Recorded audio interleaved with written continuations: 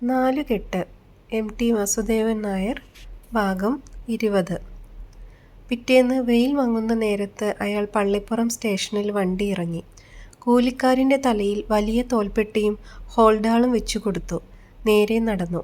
പരിചയമുള്ള മുഖങ്ങൾ സ്റ്റേഷൻ പരിസരത്തെങ്ങാനും ഉണ്ടോ എന്ന് നോക്കണമെന്നുണ്ടായിരുന്നു.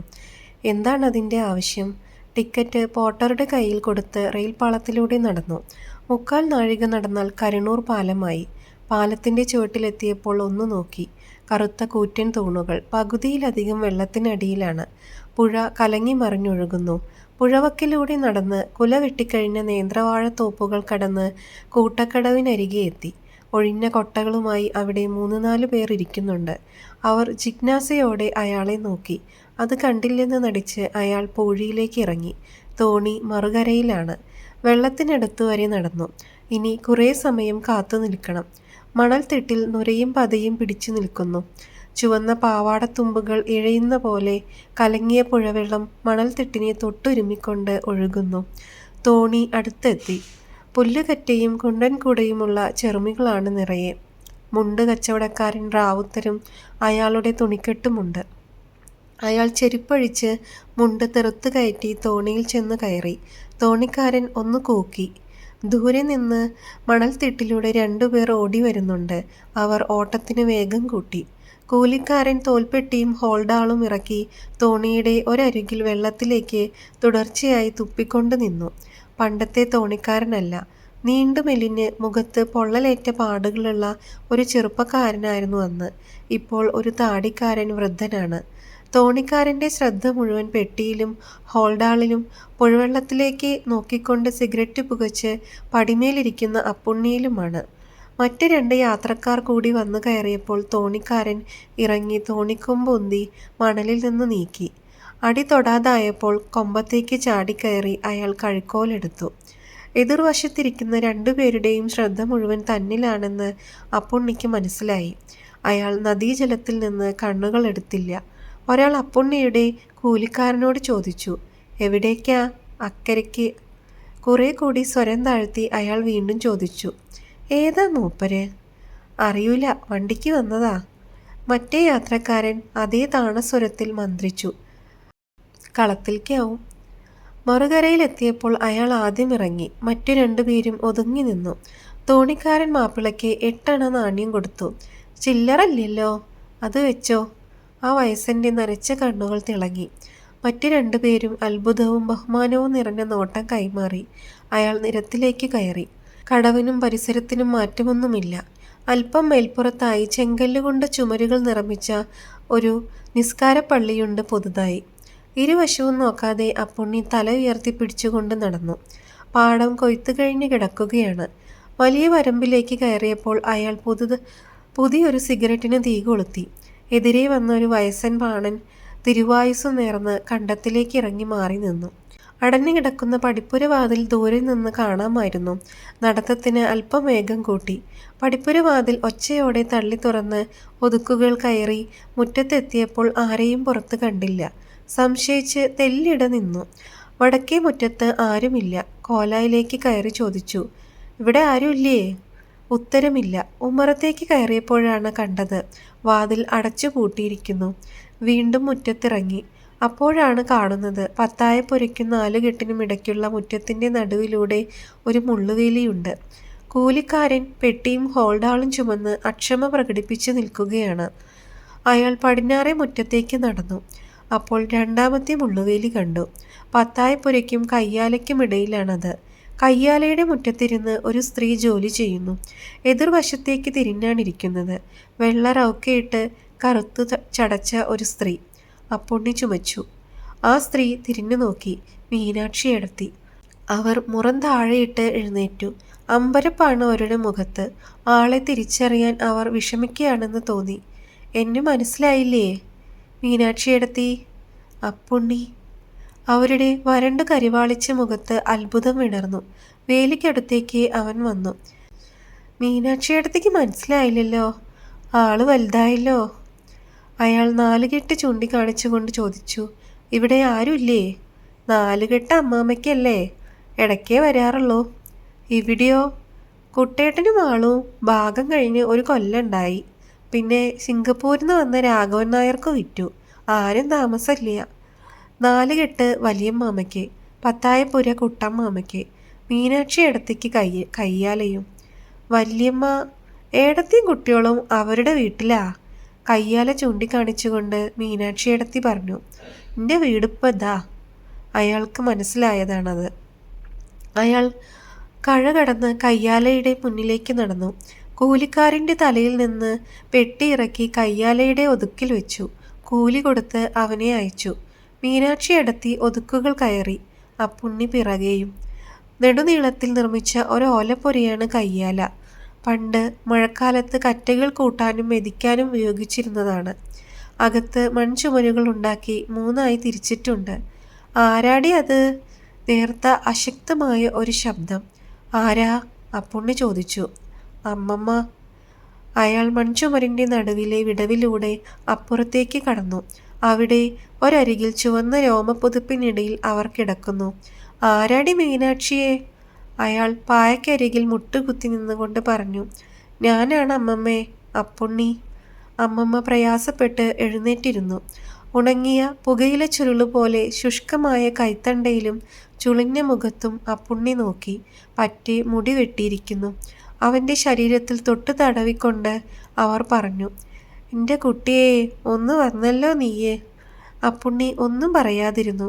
അമ്മമ്മയ്ക്ക് കണ്ണും കിടപ്പും തീരെ ഇല്ലാണ്ടായി. ഇനി ഒരു ദിവസമെങ്കിൽ ഒരു ദിവസം നേരത്തെ അങ്ങോട്ട് കൊണ്ടുപോയാൽ മതിയായിരുന്നു. ആ കണ്ണുകൾ അയാൾ ശ്രദ്ധിച്ചത് അപ്പോഴാണ്. മഞ്ഞ നിറത്തിൽ കഫക്കെട്ടുകൾ പോലെ. തലയിലും കഴുത്തിലുമെല്ലാം ഒരിക്കൽ കൂടി തടവി നോക്കി. അമ്മമ്മ പറഞ്ഞു. എൻ്റെ കുട്ടിയെ, ആളിശി പോന്നു.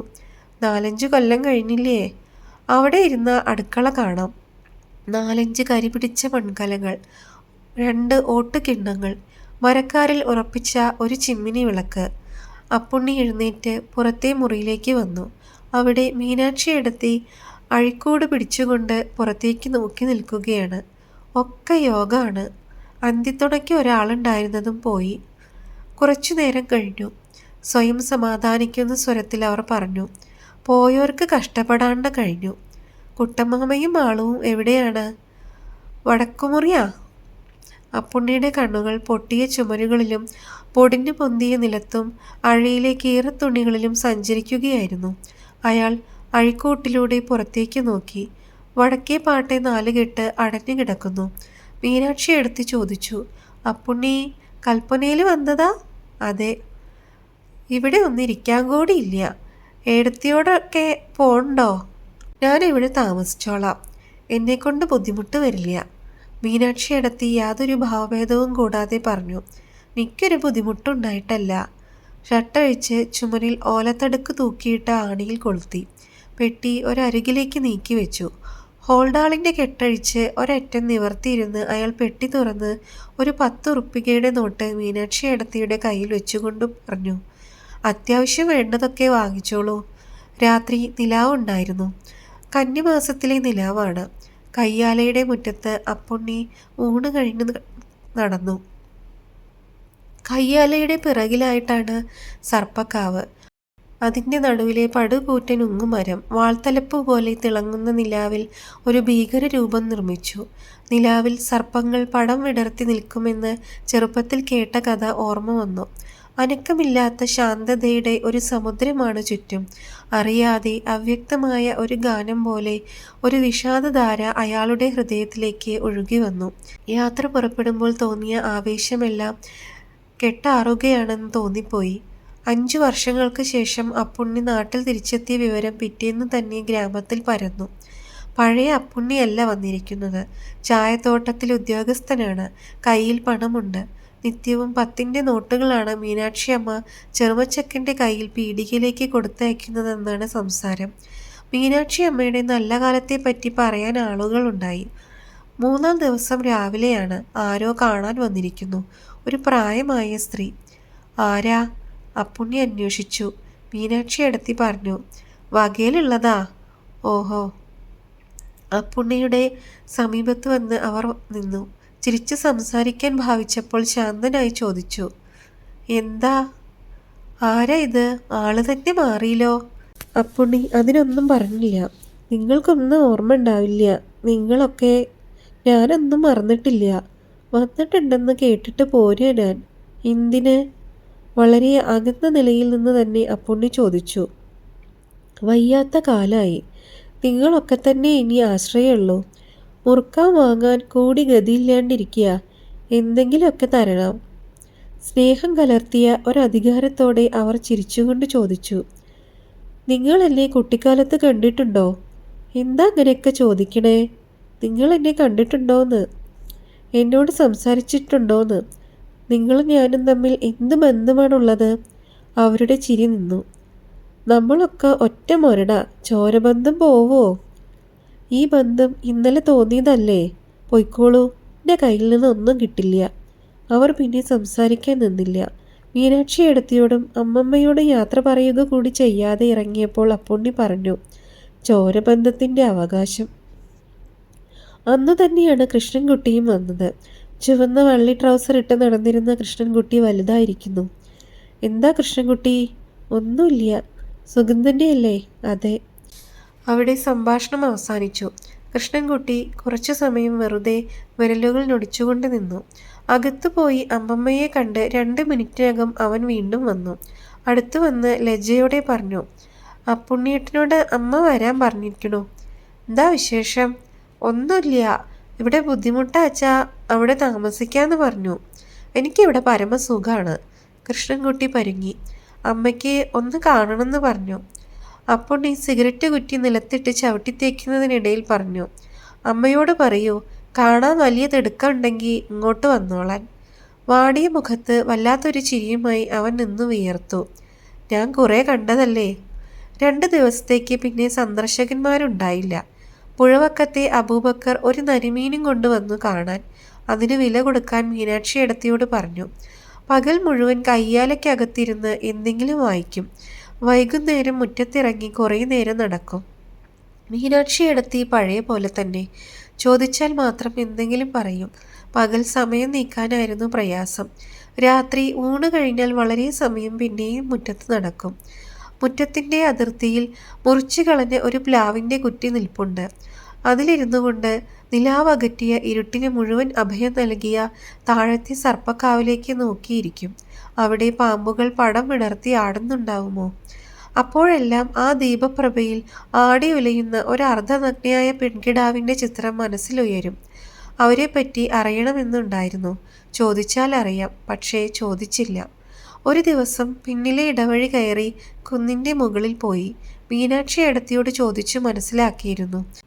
അവിടെ വരിച്ചാൽ മുതൽക്ക് ചാത്തപ്പൻ്റെ ചാള വരെയുള്ള വിശാലമായ ചെരുവു ഭാഗത്തിൽ അയാൾക്ക് നീക്കി വെച്ചിട്ടുള്ളതാണ്.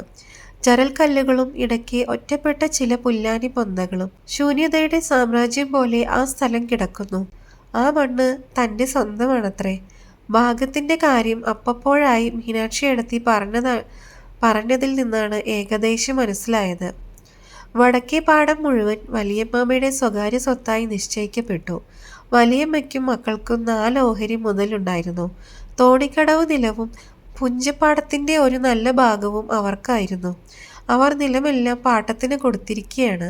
പത്തായപ്പുര കുട്ടമ്മാമ എടുത്തു. വാദിക്കാൻ ആരുമില്ലാത്തവർക്ക് ആർക്കും വേണ്ടാത്ത ഭാഗം നീക്കിവെച്ചു. ചരലും പാറയും പുല്ലാനിപ്പൊന്തയും മാത്രമുള്ള കുന്നിൻ ചെരുവ് അപ്പുണ്ണിക്ക്. അവിടെ ചോര നിറമുള്ള മണ്ണ് നൂറ്റാണ്ടുകളായി ഉറങ്ങിക്കിടക്കുന്നു. അതിൻ്റെ മധ്യത്തിൽ നിൽക്കുമ്പോൾ ആ മണ്ണിൽ വിളകൾ കിളിരുന്നത് അയാളുടെ ഭാവനയിൽ തെളിഞ്ഞു വന്നു. ദൂരെ നദീതടത്തിനകലെ കാണുന്ന ചക്രവാള പരപ്പിലേക്ക് കണ്ണോടിച്ചുകൊണ്ട് അയാൾ നിന്നു. കുന്നിൻ്റെ താഴെ നിന്ന് തൊപ്പിക്കുട ചൂടി ഒരാൾ കയറി വന്നു. അടുത്തെത്തിയപ്പോഴാണ് മനസ്സിലായത് കുട്ടമ്മാമയാണ്. മുഖത്ത് പഴയ മുരടിച്ച ഭാവമില്ല. ആകെ ചിരി പരത്തിക്കൊണ്ടാണ് അടുത്തെത്തിയത്. അടുത്തെത്തി തൊപ്പിക്കുട തലയിൽ നിന്ന് മാറ്റി ചോദിച്ചു, അപ്പുണ്ണി എന്നേ വന്ന്? 4 ദിവസമായി. മീനാക്ഷി പറയേ നീ കുന്നുംപുറത്തേക്ക് വന്നിട്ടുണ്ടെന്ന്. അവിടെ ആകുമ്പോൾ ഒന്ന് സംസാരിക്കാനും വയ്യ. അപ്പോൾ ചിലത് സംസാരിക്കാനാണല്ലോ തയ്യാറെടുത്ത് വന്നിരിക്കുന്നത്. അപ്പുണ്ണി വിചാരിച്ചു. എന്താ? ഒന്ന് കാണാമെന്ന് വിചാരിച്ചു. കണ്ടു കഴിഞ്ഞില്ലേ, ഇനി പോകാം എന്നാണ് ആദ്യം പറയാൻ തോന്നിയത്. അപ്പുണ്ണി സ്വയം നിയന്ത്രിച്ചു. ഭാഗിച്ചു കഴിഞ്ഞപ്പോൾ സ്ഥിതിയൊക്കെ മോശാ.